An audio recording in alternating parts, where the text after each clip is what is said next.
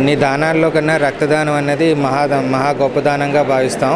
So అలాగే కాలేజీలో విద్యతో పాటు వాళ్ళకి సేవా గుణం కూడా కలిగి ఉండాలన్న ఉద్దేశం మీద ఈ యొక్క రక్తదానం అనేది ప్రతి సంవత్సరం కూడా మనం క్రమం తప్పకుండా పాటించడం జరుగుతుంది.